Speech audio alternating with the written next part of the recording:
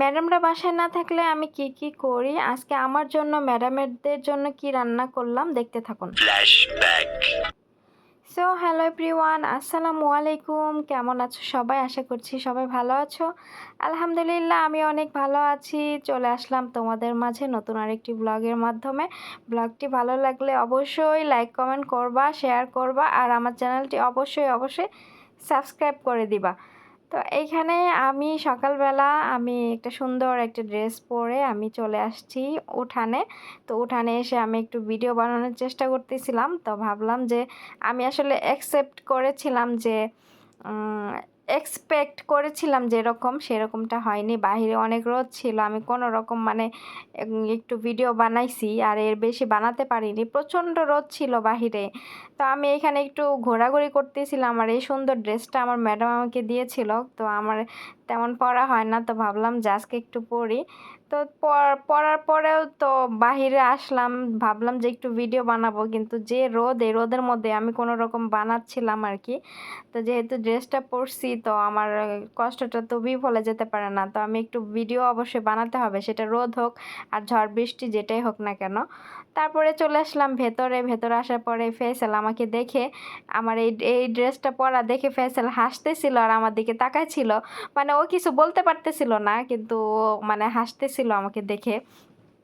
তো আমি ড্রয়িং রুমে এসে একটু ভিডিও বানাইতেছিলাম। এখন অনেক তো ঢং করলাম, এত সকাল থেকে অনেক ঢং করলাম। এখন ঢং করলে তো আর কাজ হবে না। কথায় আছে না যে নারী তুমি যতই ঢং করো না কেন, তোমাকে স্বামীর বাসায় গিয়ে তোমাকে সেই বাসন মাজতে হবে আর এই খুন্তি লাটতে হবে।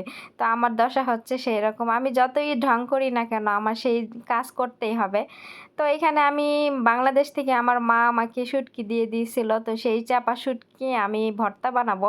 তো চাপা শুটকি আমি ভেজে নিচ্ছি, আর এইখানে আমি চলে আসছি ওইখানে রান্না অর্ধেক বসাই দিয়ে আমি চলে আসছি এই রুমে। তো জানালাগুলো আটকায় দিয়ে ম্যাডামের জন্য আমি বিছানা করছি, কারণ আমার ম্যাডাম এসে দুপুরবেলা ঘুমাবে। তো আমি আর এখানে খালি জায়গাটা দেখতে পারতেছেন, এটা ওই ফ্যাসেলের ওই ফারাসটা রাতে বিছাই দিব, এখানে ঘুমাবে। আর এই বিছানার উপরে আমার ম্যাডামের হাজব্যান্ড ঘুমায়। তো আমার ম্যাডাম একটা গ্লাসে একটা পানি ভরেও খায় না। আমি সব কিছু আগের থেকে গুছায় রাখি, যাতে করে আমার ম্যাডাম কোনো জিনিস চাওয়ার আগে আগে পেয়ে যায়, আমার কাছে চাইতে না হয়। আমি সব কিছু গুছায় রাখি A to Z। আমার ম্যাডামের যা যা লাগবে আমি সব গুছায় রাখি, যাতে আমার ম্যাডাম সব কিছু হাতের কাছে পেয়ে যায়। তো এখানে আমি একটা ঘি শেয়ার করতেছিলাম, এটা হচ্ছে ওমানের ঘি। এখানে আমি এই ঘি দিয়ে বিরিয়ানি রান্না করি।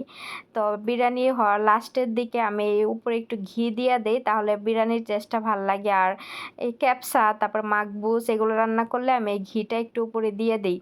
তারপরে এই যে আমি আজকে মাকবুস রান্না করতেছিলাম টুনা মাছ দিয়ে। এই রান্নাটা আমার চ্যানেলে আরও আছে, এই জন্য আমি আর এই রান্নাটা আপনাদের সাথে তেমনভাবে শেয়ার করলাম না, আমি লাস্ট ফিনিশিংটা দেখালাম। আমার রান্না হয়ে গেছে, এখন আমি চুলা বন্ধ করে দিব। তো একটু লাড়াচাড়া দিতেছিলাম, নিচেরগুলো উপরে আর উপরেরগুলো নিচে দিয়ে একটু লাড়াচাড়া দিতেছিলাম। তো এইভাবে আবার ঢেকে রেখে দিব আর চুলা বন্ধ করে দিব, রান্না আমার শেষ। তো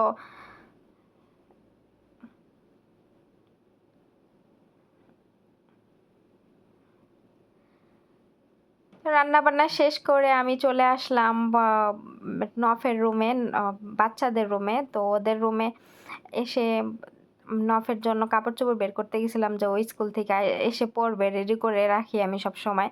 নইলে ও আলমারিতে কাপড় চোপড় খুঁজতে গেলে সব কিছু এলোমেলো করে। তো আলমারি কাপড় চোপড় খুঁজতে গিয়ে দেখি যে নফের অনেক সুন্দর সুন্দর ড্রেস। তো ড্রেসগুলো দেখে আমার অনেক ভালো লাগলো। তো এই রামপার ড্রেসটা আমার কাছে অনেক, মিকি মাউস রামপার ড্রেসটা অনেক সুন্দর লাগছে। আর এই টি শার্টগুলো অনেক সুন্দর ছিল, এগুলো নফ পরলে অনেক সুন্দর লাগবে। আর নফ তো ফর্সা মানুষ, সুন্দর। ওরা 3 বোনের মধ্যে থেকে এই নফ বেশি সুন্দর, নফের ফেস কাটিং অনেক বেশি সুন্দর ওই দুইটার থেকে।